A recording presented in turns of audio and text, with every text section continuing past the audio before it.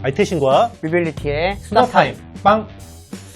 네, 월간 아리수 계속해서 이야기 이어가도록 하겠습니다. 사실 뭐 우리 류정훈 기자 이야기하면 아유 자꾸 저 중국 좋게 이야기한다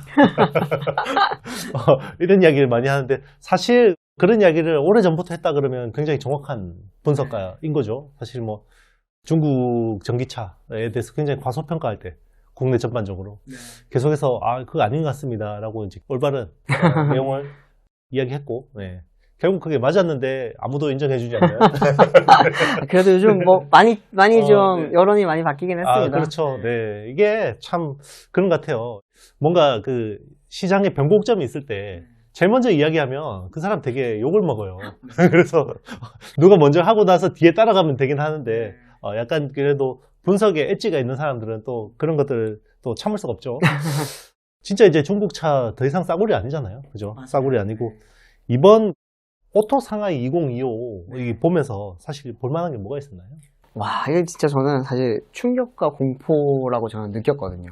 사실 우리가 생각했을 때 모토쇼 이런 거 하면은 뭐 프랑크푸르트, 뭐 제네바, 디트로이트 이런 걸 생각을 그렇죠? 했잖아요. 선진국 가야죠. 네. 근데 지금은 세계 1대 모토쇼라고 불러도 될 정도로 이제 짝수년에는 베이징에서 그리고 이제 홀수년에는 상하이에서 열리는 중국 모토쇼가 지금 전 세계 자동차 업체들이 다 나가거든요. 이번에도 보면은 현대 기아를 제외하고 웬만한 10대 그룹은 다 나갔다고 보시면 되고 참가 업체가 1000개였습니다. 그리고 월드 프리미어라고 하는 세계 최초로 공개하는 차량이 100개였어요. 우리나라 얼마 전에 열렸던 서울 모토쇼는 진짜 세계 최초 공개라고 부르기도 부끄러울 차들이 몇 개 있었는데 거기는 진짜 세계에서 처음으로 보이는 차들이 100대가 넘었다는 거죠. 근데 그만큼 중국이 핫하다는 거고, 근데 중국이 그렇게 지금 뭐 유럽이든 미국이든 다들 막 나가는 이유가 그 시장이 어마어마한 시장성을 가지고 있기 때문이거든요. 중국은 미국을 넘어선 지가 꽤 됐어요. 시장 규모로 봤을 때. 이제는 연간 3천만 대 이상을 매년 판매를 하고 있고, 또 이제 거기서 나왔던 그런 신기술들이 이제는 오히려 반대로 유럽이라든지, 뭐 미국은 못 가지만 한국이나 뭐 아세안, 다른 여러 시장으로 지금 뻗어나가고 있기 때문에 그 시장을 잡는 게 되게 중요하다라는 게 지금은 자동차 업체들의 사실 사명입니다. 사실 저는 이제 AI 혁명이 시작되기 전에는 사실 모바일 혁명 이후의 혁명은 모빌리티 혁명이라고 생각했거든요. 근데 이제 지금은 AI 혁명의 피지컬 AI라는 영역에서 저는 모빌리티 혁명이 일어나고 있다고 보고 있는데 거기서 사실 이제 중국을 빼놓을 수가 없게 돼버렸네요. 맞아요. 이번에도 이제 모토쇼를 보면은 뭐 모토쇼라고 말씀드리겠습니다. 모토쇼를 보면은 사실 뭐 우리가 잘 알고 있는 BYD 이런 회사들만 많이들 생각을 하시는데 그런 게 아니고 BYD 뿐만이 아니라 뭐 지리자동차라든지 아니면은 뭐 통신에서 유명한 화웨이라든지 이런 회사들이 오히려 더 혁신적인 모습들을 많이 보여줬고요.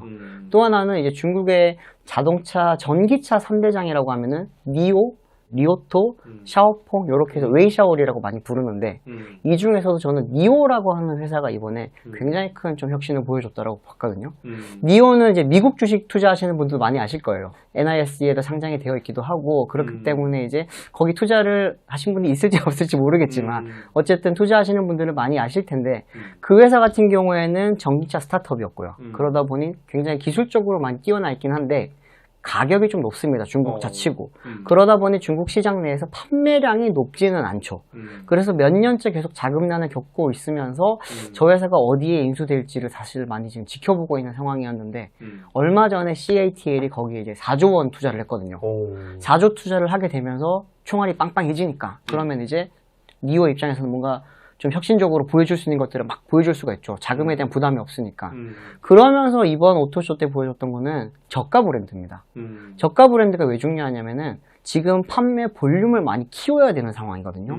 걔네 같은 경우에는 이제 한 4만 대, 5만 대 이렇게 꾸준히 판매를 하고 있으면서 그것만으로 살기에는 사실 부족해요. 그러다 보니 많이 팔아서 10만 대 이상의 판매량을 만들어야 되는데 그건 결국에는 저가 차량이 있어야 되거든요. 테슬라도 그렇고 뭐 다른 업체들도 지금 판매 상승해서 성장이 딱 꺾이는 딱 지점 자체가 바로 비싼 차가 이제 더 이상 안 팔리는 시점이 됐기 때문이거든요. 근데 니오도 그런 측면에서 이번에 저가 브랜드 2개, 옴보라고 하는 브랜드, 파이어플라이라고 하는 브랜드 2개를 냈는데 온보는 그냥 가성비입니다. 지금 여기 앞에 있지만 EV9 같은 그런 크기의 차량, 네네. 그거를 EV9 반값 정도에 지금 판매를 할 수 있게 내놨고요. 파이어플라이라고 하는 차량은 진짜 저가예요. 한 2천만 원 이하의 전기차.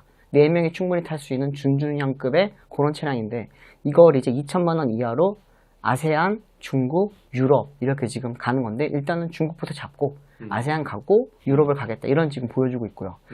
근데 이제 전기차적인 측면보다 자율주행이라든지 SDV라든지 이런 쪽에서 좀 혁신 같은 경우에는 이번에 역시나 뭐 화웨이, 정말 무섭습니다. 화웨이는. 화웨이가 지금 무서운 이유는 화웨이가 중국 업체들이랑 같이 파트너십을 맺어서 혹은 조인트 벤처를 맺어서 만드는 브랜드가 5개가 됐거든요, 이제. 그 5개에서 나오는 차들을 보면은 중국 차인지 몰라요. 누가 보더라도 유럽차 같은 느낌이고, 테슬라 같은 그런 첨단의 느낌을 가지고 있고, 그러다 보니 이제 저 차는 굉장히 비쌀 것 같은데 라는 생각을 하는데, 가격은 또 그냥 다른 중국 차들, BYD의 조금 고급 브랜드들이랑 비슷한 그런 수준이다 보니까 저 차량들이 해외에 나왔을 때 굉장히 좀 타격이 입을 수 있겠다라는 그런 좀 위기감을 많이 느끼고 있고, 중국 시장 자체에서도 이제 그 히마라고 하거든요. 화웨이 계열의 자동차들을 히마의 판매량이 점점 늘면서 이제는 탑7 안에도 들어가는 굉장히 좀 판매량이 많이 늘었습니다. 그러다 보니 이제 중국 시장 내에서도 화웨이 계열들에 대한 경계심도 되게 많아지고 있고, 또 어떤 업체들은 아예 그냥 손을 잡고 같은 편이 돼버리자 라고 하는 그런 움직임도 많이 보이고 있는 상황입니다. 쉽게 이야기하면 우리 모바일 혁명에서 구글 안드로이드 같은 OS를 제공해주고, 그리고 이제 퀄컴 같은 AP를 제공해주는, 그거를 이제 화웨이가 담당하고 있다고 보면 되는 거죠. 그렇죠.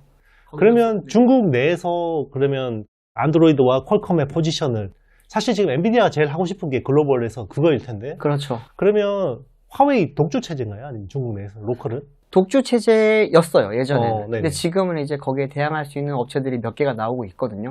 그 중에 대표적인 회사가 이제 모멘타라고 하는 회사가 있고, 모멘타. 네, 모멘타라고 하는 회사는 자율주행 소프트웨어랑 하드웨어를 이제 통합해서 만들어주는 솔루션 업체라고 보시면 되는데, 여기에 장점 중에 하나는 어떤 차를 가져오더라도 우리가 다 자율주행차로 만들어준다라고 하는 기술력이 있고, 또 하나는 거기가 사실은 AI 쪽에 굉장히 좀 강점을 가지고 있거든요.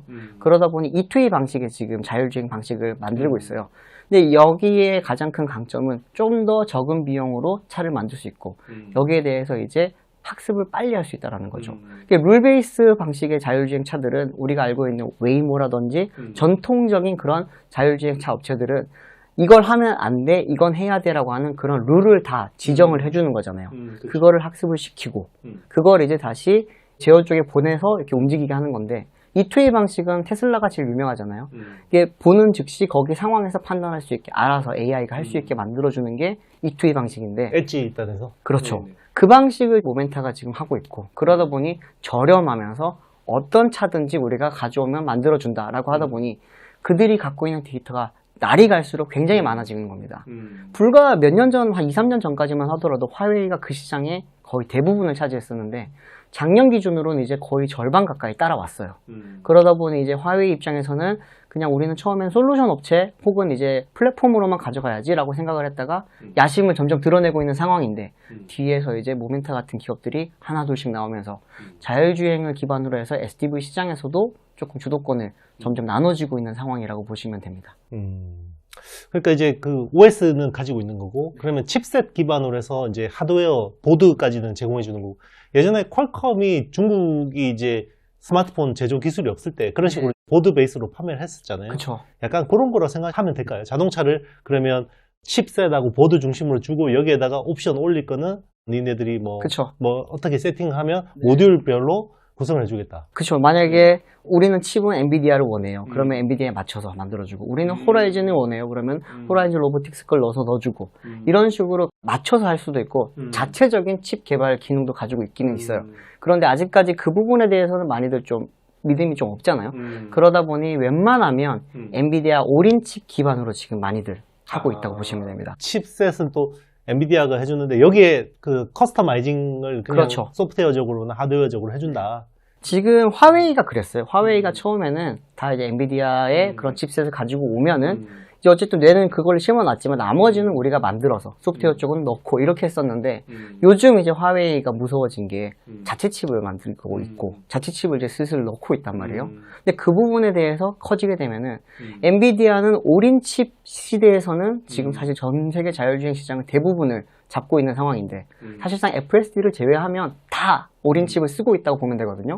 그런데 그 다음 세대인 토르 칩 시대가 지금 이제 좀 있으면 열리는데 이 상황에서 이제 중국의 화웨이라든지 다른 업체들 많이 지금 치고 올라오다 보니까 사실 엔비디아의 그런 올인 칩을 가장 많이 샀던 데가 중국이었는데 그 가장 많이 산 시장에서 어쩌면은 자국 내 새로운 플레이어가 나오게 되면은 가장 큰 시장을 지금 뺏길 수도 있는 위기단 말이에요. 근데 그런 부분에 있어서는 조금은 엔비디아도 많이 걱정을 하고 있는 상황이죠. 네, 참 이게 복잡다단하게 얽혀있고 결국은 그 AI 경쟁력이 얼마나 되는지가 되게 중요할 것 같아요. 결국은 이제 이게 사실 지금 자동차라는 게 진정한 OS라고 보기엔 조금 아직까지 미흡하잖아요. 네, 그죠? 예, 이게 결국은 우리 그 멀티 모달에서 AI가 결국 모빌리티에 대한 움직이는 것에 대해서 명확하게 학습이 끝나고 그 시스템이 세팅이 돼야지 우리가 이야기하는 OS라는 게 그죠? 이제 구현될 수 있을 것 같은데 정말 그러면 이제 제일 궁금한 건 항상 많이 질문 받을 것 같아요. 이게 자율주행에서 보면 중국 잘하는 것 같긴 한데 뭐 믿을만한지 그리고 테슬라 FSD하고 비교하면 어떤지 거기에 대해서 또 명확하게 한번 설명 부탁드립니다.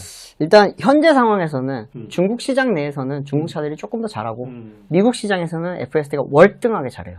FSD를 지금 따라갈 수 있는 거는 진짜 웨이모 정도라고밖에 볼 수 없고 근데 좀 다르죠.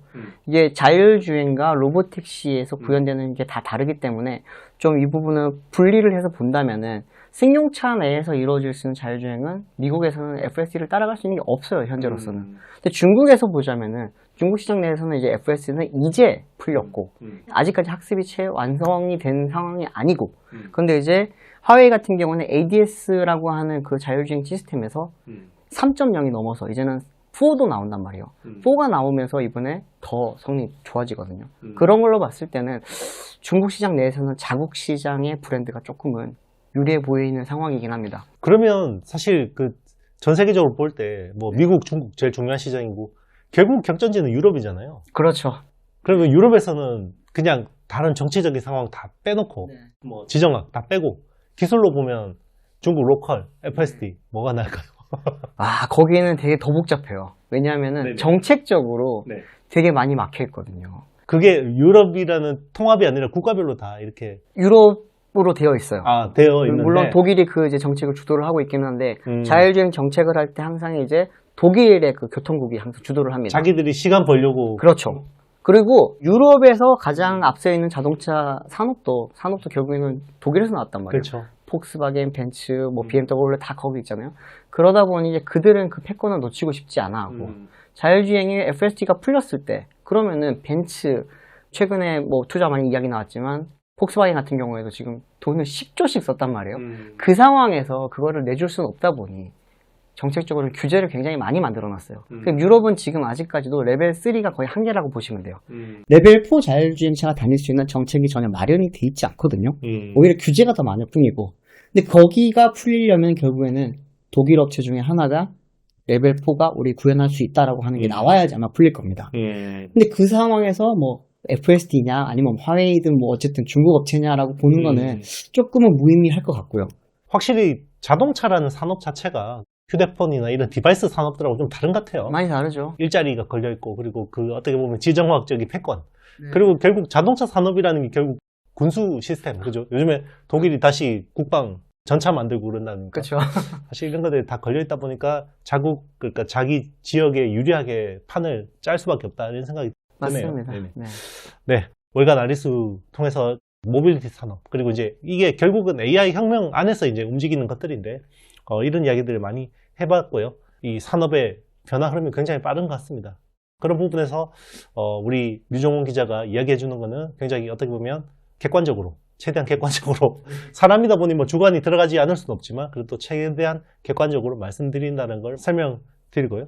계속해서 업데이트 되는 내용들 그리고 뭔가 변화가 있는 내용들은 월간 아리스를 통해서 계속 설명드리도록 하겠습니다. 네, 저희가 준비한 내용은 여기까지입니다.